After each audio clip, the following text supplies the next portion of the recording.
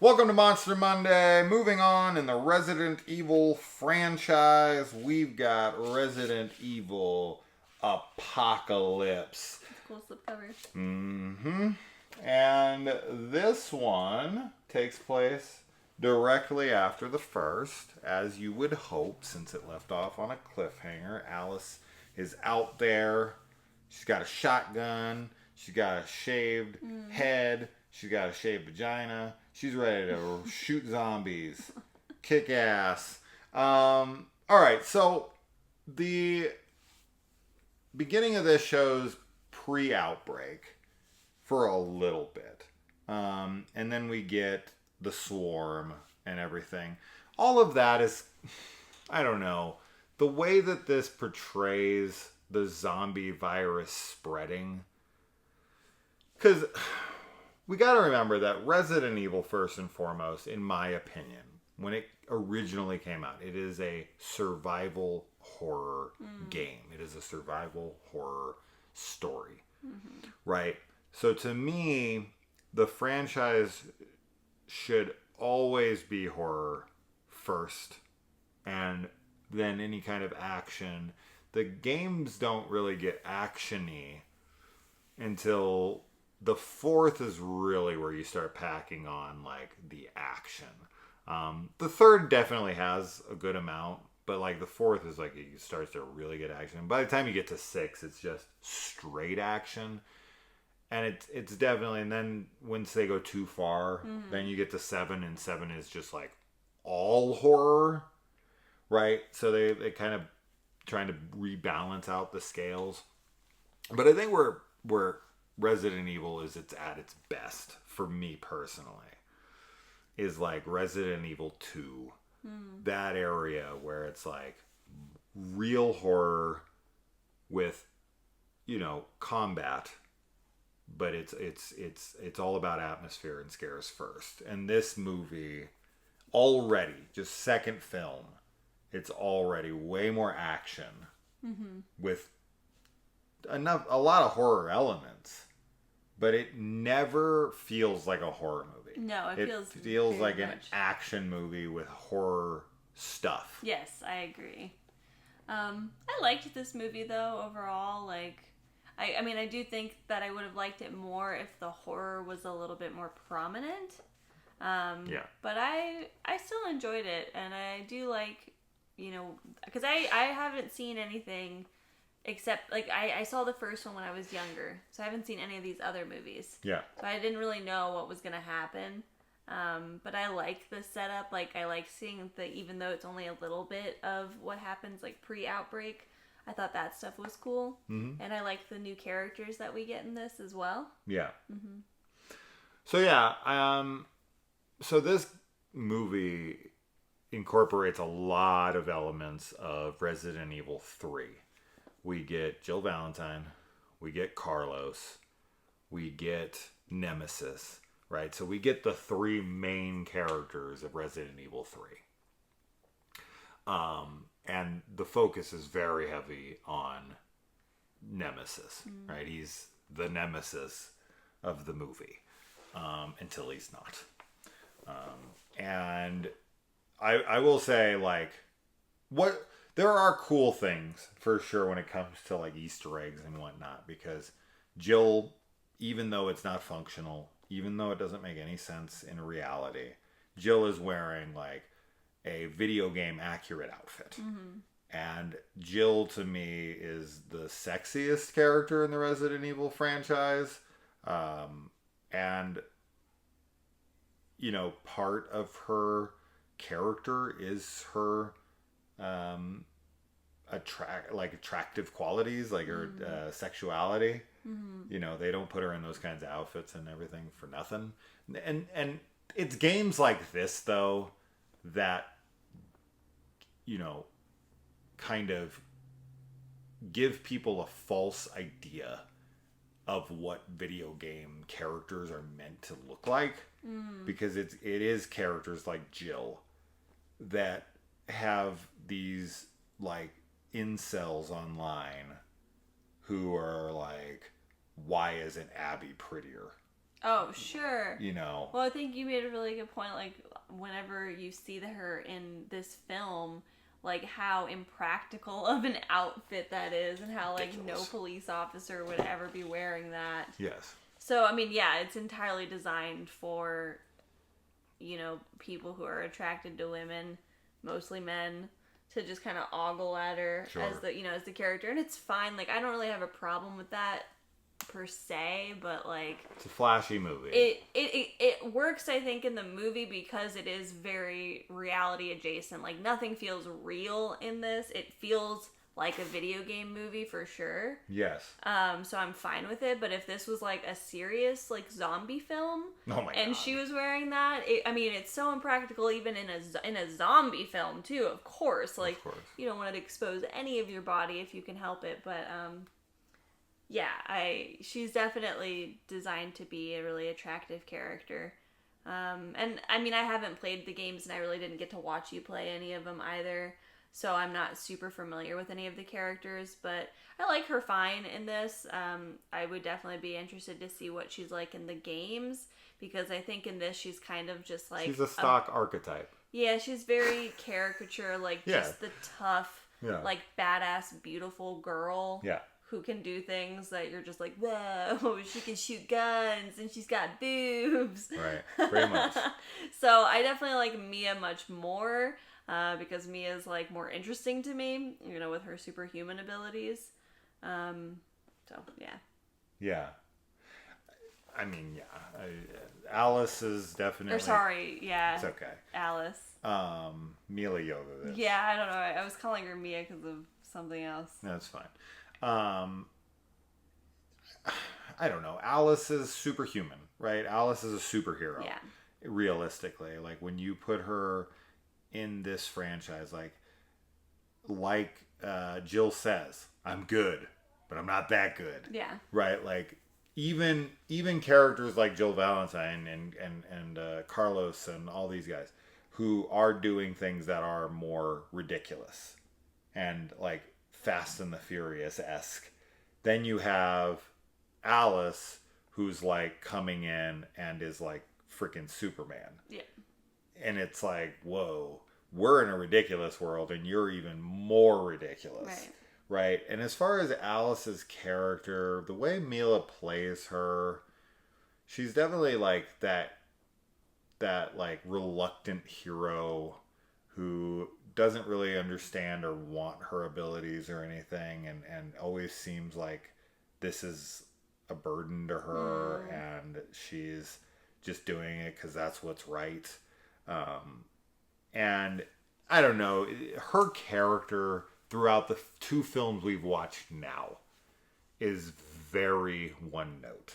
Oh, for sure. I don't think that I don't really think that anybody has a lot of depth to them. I just more meant I'm interested in like, the experiments that are done on her and like where that's leading. Yeah. And I find her more like mysterious in that way. Yeah. So that's why I'm more interested.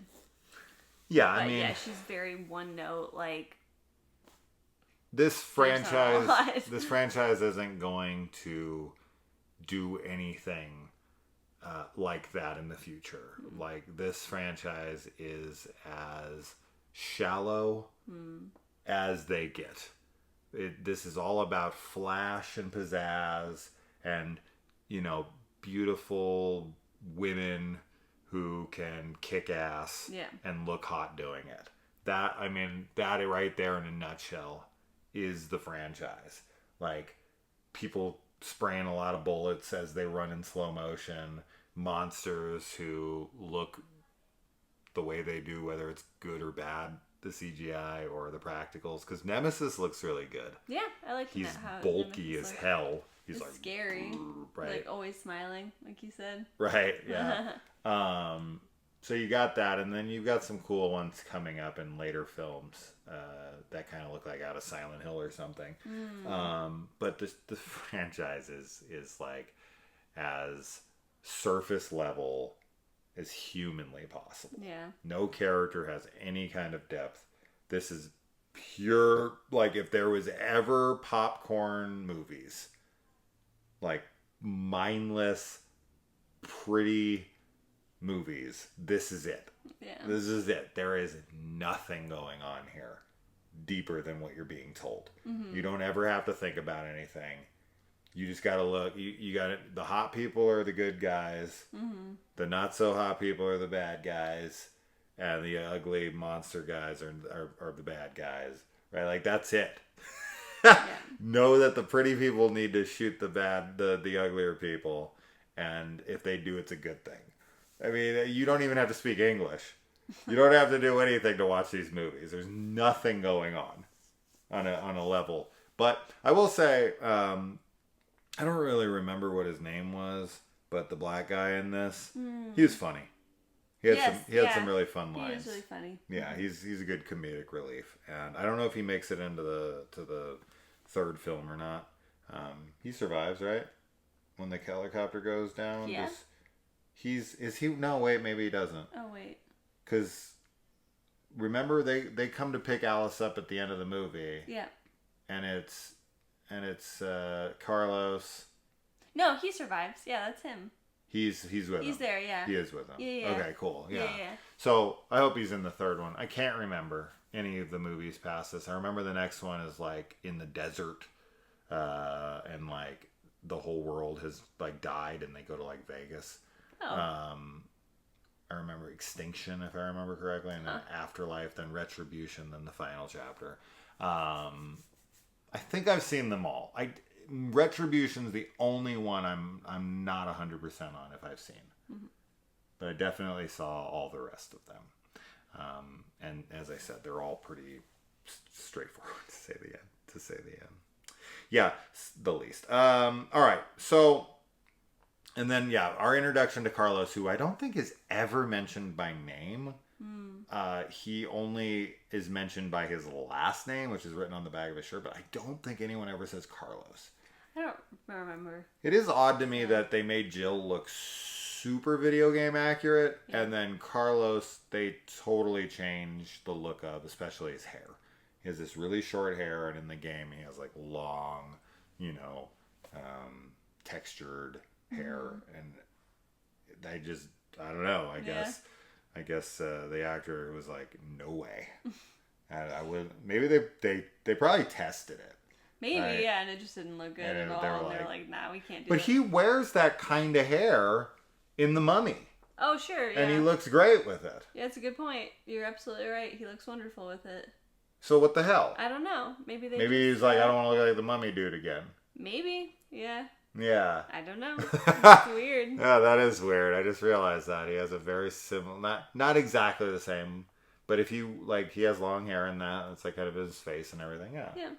Huh. I don't know why. That's odd. You've got the... Oh, man. Anytime you're working for an organization that you're expendable to, when these guys are like, close the gates, and like, your men are in there, and it's like, I don't care, close the gates. Like, what? Yeah, like, why work for those people? Like, you're going to be that person that they're like, I don't care, at some point. Like, it's only a matter of time. It's only a matter of time. Yeah. 100%. Absolutely. No, dude. That's why I could never be a soldier. And that's why they take soldiers as young as possible. Because they're still, influenceable. Yeah, they're very still impressionable and everything. Yeah. Exactly. Yeah. And, like, they told me to run out there, and they were like, oh, maybe you'll come back. Nah, I'm good. Yeah. I'm totally No, good. No you. thanks. I value my life. Yes. There's a biohazard reference in here, which is cool because in Japan, these games are called Biohazard, not Resident Evil. So it was cool to hear.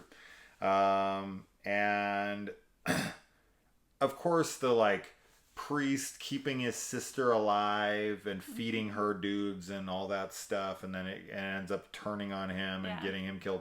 This is legit one of the most overused tropes in zombie films. Yeah. And I get it, though. I do get it. It would be so hard to kill your loved ones once they turn. And especially if it's an illness where you're like, maybe there'll be a cure at some point. Like, why wouldn't you want to keep them alive just in case you could bring them back,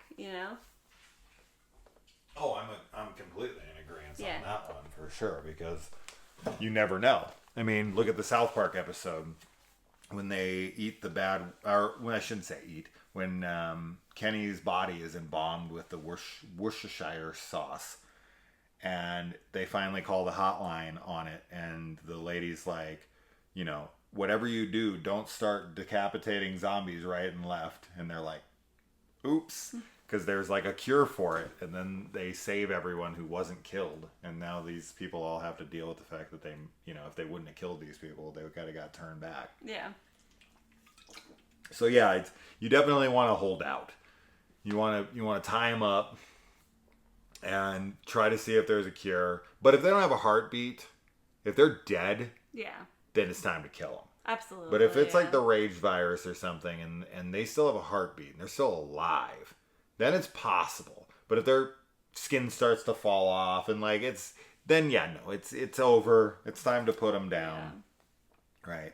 And if you have to kill yourself too, I totally get it, because you can't live without them. I couldn't live without you. I can live without you. Unless you left me, then I'd live just to spite your ass. Ah, no, you don't have to do that. You have to live out of spite. Everyone, men, women, dogs, you name it.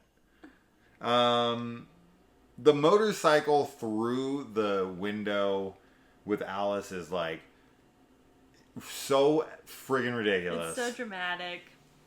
But it's great. Then she like rides it back at him, and somehow, for some reason, it goes straight up like a rocket. Yeah, I don't know. She like turns it, and it just like the force of it. Yeah, picks up one of the liquors and takes him skyward. What? I don't know how that works. It doesn't go up a ramp. It goes straight up. Yeah, just up in the air. Straight up. Now tell me, do you really? She yeah, I don't know. She nothing. puts it on its back wheel, and it's just like the momentum drives it forward and up. I don't know. But that doesn't make sense at all. But it was cool. And then the slow-mo bullets spinning and all that shit. Yeah. That reminds me of the Fast and the Furious when they go through the engine. Oh, yeah. Mm-hmm. It's got to show every little thing. Yeah. And let's see. Oh, man. The scene in this with the black dude, I wish I could find his. We don't have his name. This is like the most male scene that you could possibly have. He's driving past a strip club, and there's topless zombies walking by, and even though they're clearly dead, he knows exactly what's going on. He knows that, like, they're not fuckable anymore. They're not anything. Like, they're zombies. Yeah. They're still tits. And so he keeps staring at them as they walk by and crashes his car. Yeah. Completely rids himself of his vehicle. Yes. That's getting him around town because he has to stare at zombie tits. This is the most male thing I've ever seen. This is like almost any dude could relate to this. Where you're just like, I know they're dead titties, but they're still titties. We're so stupid. Really, really, men are genuinely pathetic. We are so driven by our sexuality. It's absolutely insane to me. But like when I see that stuff in film, I'm always like, I never think of that stuff as like absurd. I'm always like, yeah, I think that would be real. That seems about right. Yeah, that seems about right. Yeah, so pretty dumb. Much. Yeah. I mean, if a girl walked down the street, like, that's probably one of the big reasons, like, girls aren't allowed to walk around topless like guys are, right? People are like, oh, well, free the nipples and this and that. You want car wrecks? Because guys will see chicks walking by without tops on, and they'll be killing people. That's the real reason girls can't walk around without tops on. Because guys are pathetic. That's your real answer. It's not your girl's fault. It's us. We're preventing you. Okay, why are zombies rising from the grave, A, and B, you can't get out of your coffin, okay? This is always so stupid. In any of these movies, whether it's Return of the Living Dead or whatever, zombies can't get out of their coffins. They're 6 feet under. There's more freaking earth. They could not push up through it. I don't care. This is a ridiculous franchise. I'm just nitpicking and being more funny than anything. But why are they coming back from the dead inside their coffins? Buffy got out of her coffin. Spoilers for Buffy the Vampire Slayer, but she's the Slayer. Yeah, she's got superhuman and it was also like strength. extremely hard. Do you find that the zombies in this are superhuman when it comes to their strength? I don't. I was gonna say no. I don't think that they should have been able to climb out of their coffins and all the dirt on top of them. Why they're like reanimating, I don't know. I don't know what's like. There's no leak in the ground. No. There's no like rain that's falling that would be seeping into the ground. I have no idea why they're coming back, but they are. Yeah, because in Return of the Living Dead, that's what happens, right? Right. It creates a storm cloud, Yeah. the rain gets through, goes into the grave. And that makes sense. Yeah, but there should have been like a leak or a spill or something, and there's not. Nothing happens.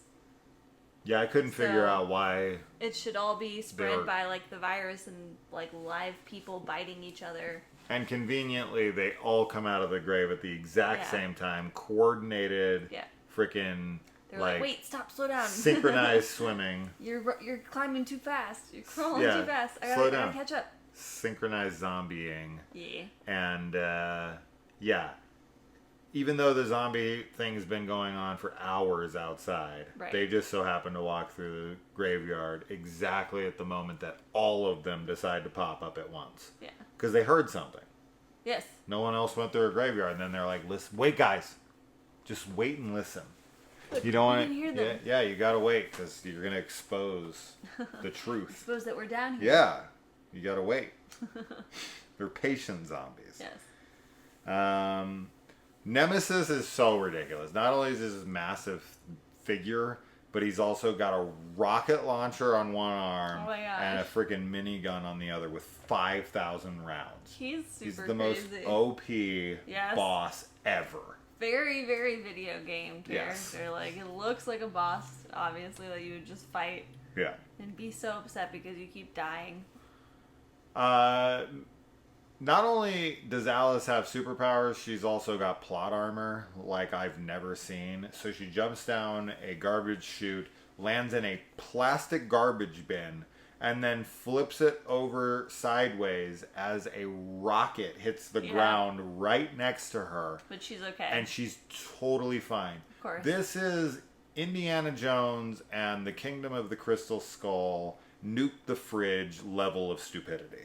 This is absolutely acid. This is a fucking rocket. I know. That hits the ground next to her. Yeah, there's no reason why she should be unscathed by that. That trash can would be absolutely obliterated. It literally hit the ground inches. I know. From that trash can. A rocket hit the ground next to a plastic trash can. And she's not, like, the trash can's fine. Yeah. She's, not only is she fine, but the trash that thing's not even, like, decimated. Yep. What? I know. What is that writing? What is that writing? We saw him fire this rocket earlier, and it blew up the whole top of a building. But it can't destroy some plastic? Bro, what? I know. No, even if that thing was made out of freaking titanium, that close, it would have picked her ass up and threw her 100 feet. At bare minimum. That thing didn't even move barely. She just holds it and she's fine. She just uses it, like, they're acting like a rocket is only fire. Yeah, it's an explosion. Like, there's also the impact. Yes. So, that scene to me, I was like, what? I know. Don't be ridiculous. Now, she could be wearing her hair over covering it, but her head is clearly not shaven under one side like it was in the last film. I didn't get a look at the vagina to tell you if that was still shaved, but the side of her head was definitely not. So, I don't know. They just decided to do away with that. Yeah. I think it would have been cool if she, like, put her hair over to cover it. Maybe she looked in the mirror and was like, and did that and, like, gave an explanation of why it's missing. Yeah. But, nah. They're not, as I said, they're not thinking about anything in this movie. They're just, like, hot chicks and in revealing clothes shooting shit. That's all we gotta have. Yep. Nobody cares. Pretty much. And that reporter chick is eaten by kids. Yeah, that was some cooties shit. You never saw Cooties with No. Elijah Wood? No. Yeah, only kids get turned, and the kids are the only ones that can get the zombie virus. Good. That's great. Yeah, Great concept. it's good. One thing I will praise this film for. Praise is a strong word, but I'll give credit where credit's due. People in this movie die unexpectedly. Yeah. Like, it's very kind of out of the blue. You're like, oh, they're dead. Right? Zach Ward is in this movie. The Scut Farkas from Christmas Story, he plays one of these grunts. He's the Russian who I think is also in the video game.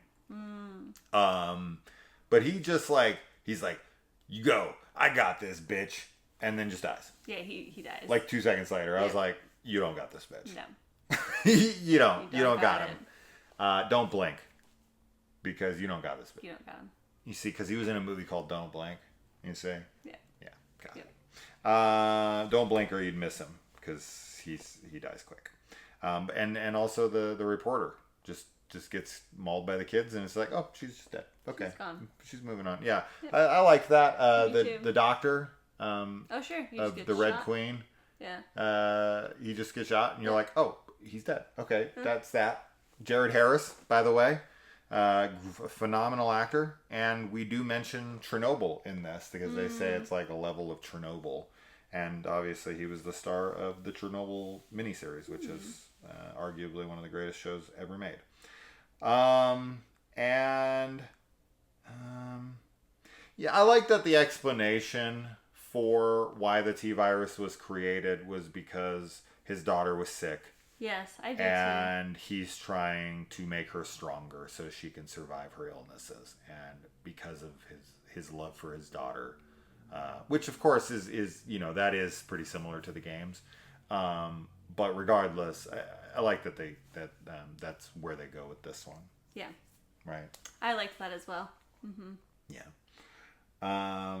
And the Nemesis fight between Alice and Nemesis is really lame.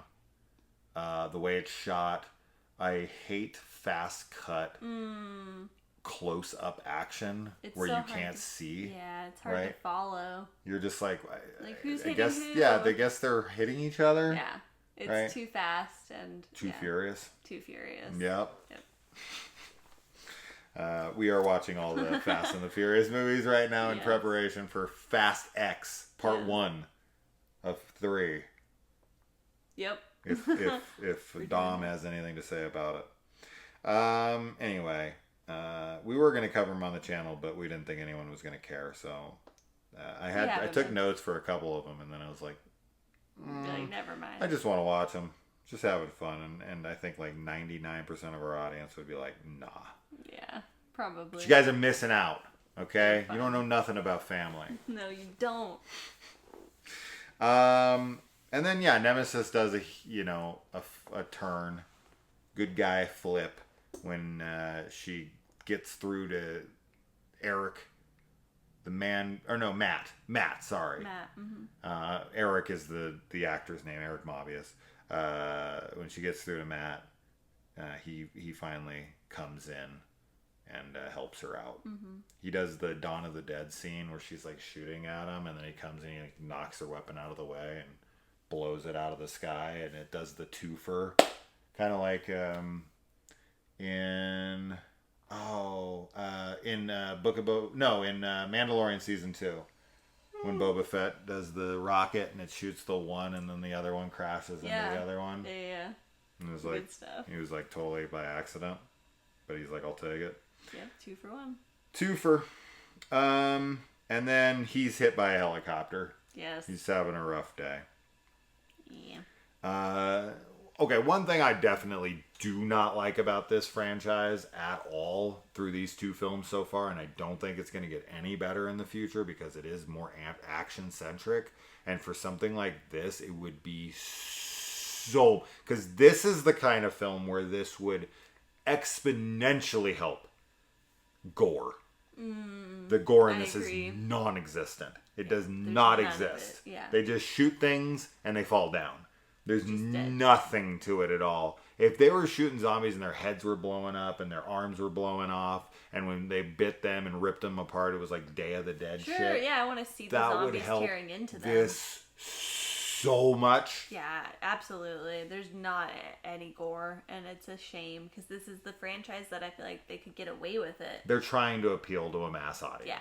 So they're like, most Like you people said, don't the like popcorn gore. movies. So, Ugh. yeah, that's definitely part of it. No, this needs like NC-17 level Sure. violence, gore. Like Yeah. if you had hot chicks in these like scandalous outfits, scantily clad, and like zombies' heads were getting blown off and arms and legs ripped off, I would definitely like these movies way more.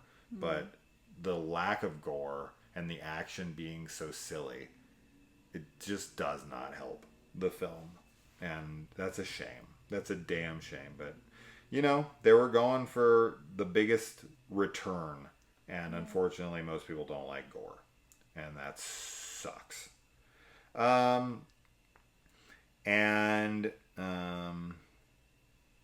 Dude gets killed by a dog. He killed. Oh, yeah. So, and this is the perfect opportunity, right? The bad guy in this, played by Thomas Kirchman, or however you say that guy's name, the German dude.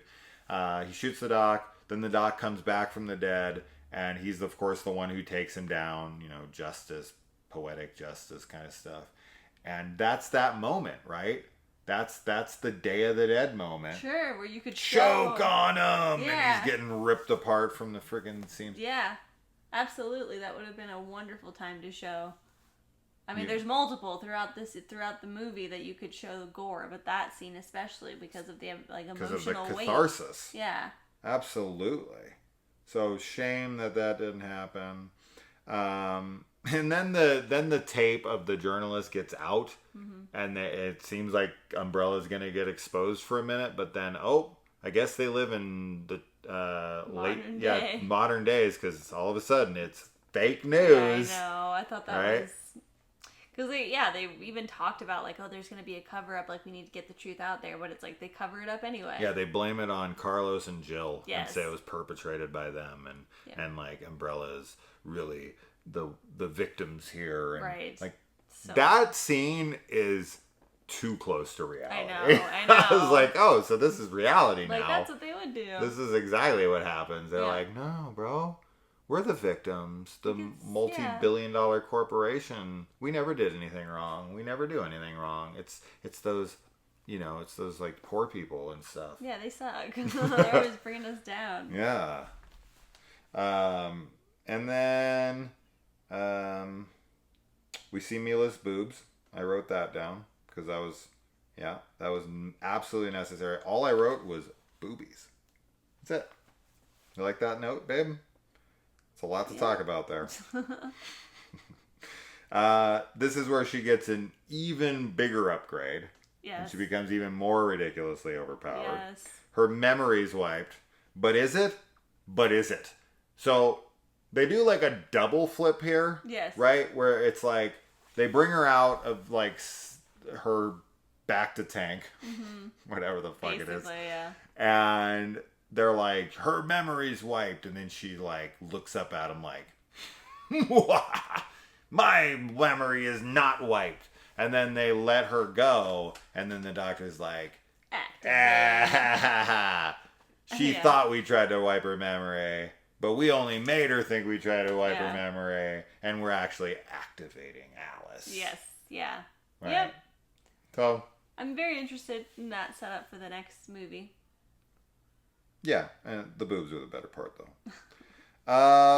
And then, yeah, she's got telekinesis in this. She does. Yes. She straight up kills a guy She's through like a camera. 11. I know. She's super powerful now. She just looks up at a camera, and whoever's watching her dies. Yeah, that's wild. That's ridiculous. That's so super wild, but I'm there for it. Yeah. And then, her friends come and pick her up because they got level 6 clearance, whatever the fuck that means. I don't know what's the highest level, but 6 seems to be pretty 6 high. Seems high, but not the highest. And, she's the weapon for them now, I guess. All set up for Apocalypse, which we will be discussing next week. So, that's that. Told you it wouldn't be an hour. It was only 30 minutes. Oh, nice. You did good. Yeah. So, Resident Evil Apocalypse. What do you guys think about this one? I saw a lot of love for this one when I posted about it. People were Allie from our Patreon. Oh, awesome. Thanks to Allie and everyone else who's on our Patreon, of course. Thank you. We need to do a video where we thank them individually. Yeah. We should have done that a while ago. But yeah, Allie is a member of our Patreon and our book club, which you guys should be too.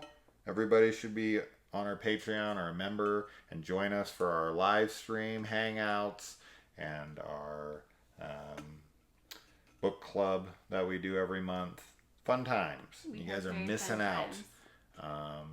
So yeah, Allie said this is her favorite.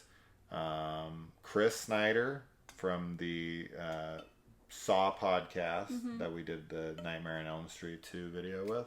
This was his favorite of the franchise as well. So this one's definitely a fan favorite for Resident Evil fans. Yeah, I have to see the rest, but I can understand why. Mm-hmm. Yeah. I thought this was a really fucking silly movie. It was really silly, but I don't know. There's a charm to it that I can see. I can see a nostalgic charm when you saw this when you were like 13. Yeah, exactly. And you were like, "This is so badass, man! Look at those chicks and look at those guns and all that." Like I could see that for sure. But me watching this in 2023 as a 41-year-old man, I was like, boobies. No, I just was kind of just like, this is a super silly movie, and I wish there was gore. Yeah. And I already said everything I have to say on it. So nothing. I definitely did not love this one. This is like, I definitely prefer the last one. The first one is easily the best one to me.